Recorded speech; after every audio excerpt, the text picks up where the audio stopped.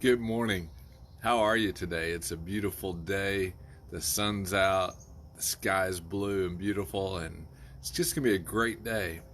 I'm sitting on my front porch just considering my neighbors and considering my friends, considering the students that went back to school and took all their pictures on the front porch this week with their book bags and just full of ambition and excitement for whatever that school experience has for them.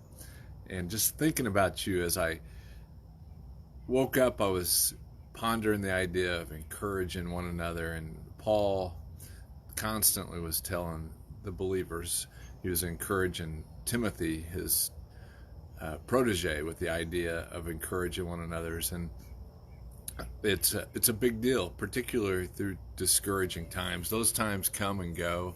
They're just a part of history, and yet they can overwhelm some of our friends. And so I just did a quick time of prayer for those in one letter of my contact list this morning. I was just looking at the names and thinking about those people and praying for them, and I was just blown away by the number of situations in their lives that I was aware of, and how much adversity, possibilities, stressors are in their lives. And so just made me think to encourage you to encourage one another, to pray for one another, and to not lose hope through discouraging times. I saw these verses in First Thessalonians. It says, um,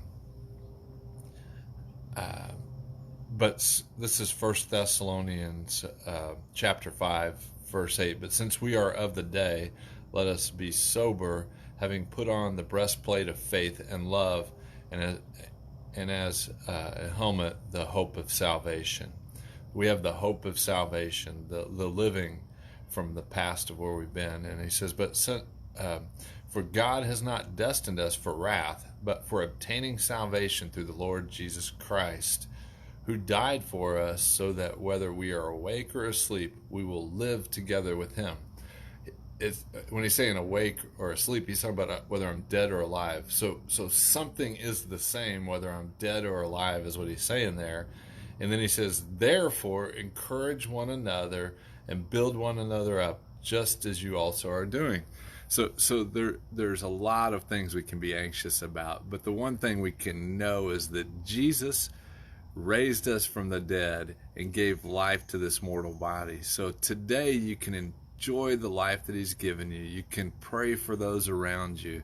And what I know about praying for others is you take others' interest into your life.